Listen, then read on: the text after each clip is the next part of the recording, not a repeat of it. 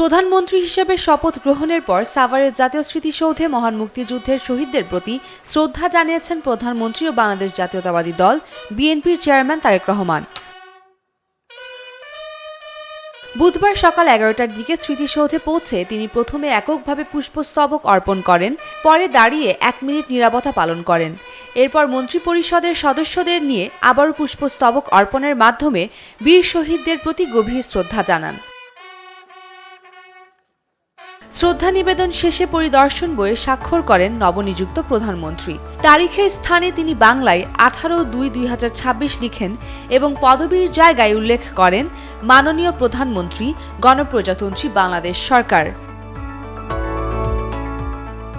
সব মশার বিরুদ্ধে সুরক্ষা দিতে এলো বসুন্ধরা এক্সট্রিম অ্যারোসল, মশার বিরুদ্ধে এক্সট্রিম সুরক্ষা। মন্তব্যের ঘরে প্রধানমন্ত্রী লেখেন, ফ্যাসিবাদী শাসন শোষণের পর একটি অবাধ ও নিরপেক্ষ নির্বাচনের মাধ্যমে গণতন্ত্রকামী জনগণের সরাসরি ভোটে নির্বাচিত হয়ে দেশের জনগণ গণতন্ত্রের পথে নতুন যাত্রা শুরু করেছে।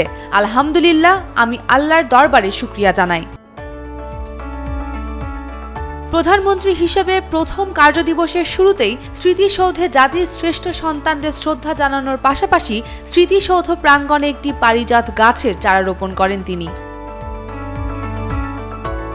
এ সময় মন্ত্রিপরিষদের সদস্যরা বলেন, ৭১-এর মহান চেতনায় উজ্জীবিত হয়ে দলমতের ঊর্ধ্বে একটি উন্নত আধুনিক রাষ্ট্র গড়তে কাজ করবে সরকার। এর আগে মঙ্গলবার 17 ফেব্রুয়ারি বিকেলে সংসদ ভবনে দক্ষিণ প্লাজায় আয়োজিত শপথ গ্রহণ অনুষ্ঠানে প্রধানমন্ত্রী হিসেবে শপথ নেন বিএনপি চেয়ারম্যান তারেক রহমান।